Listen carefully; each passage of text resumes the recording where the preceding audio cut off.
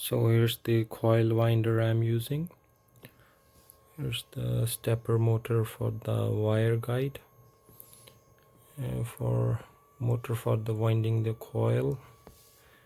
The wire comes from here, goes through there, comes around here through the rollers, comes up here, and I'm gonna show you how it winds. 1 second.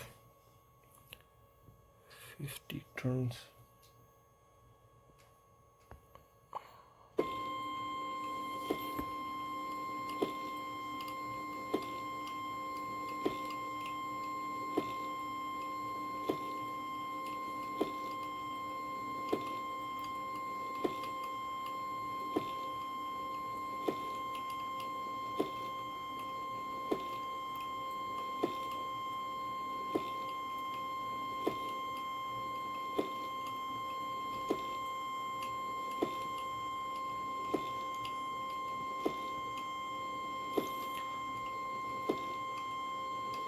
The wire I'm using is 34 gauge wire, and this is the third layer of the wire I'm turning on the inductor.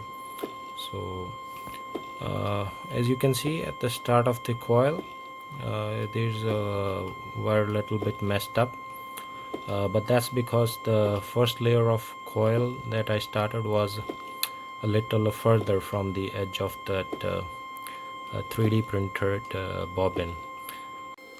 So this is the fourth and the last layer of the wire that I'm gonna wind, and after finishing it should give me about 750 turns of wire. Looks pretty good in my opinion.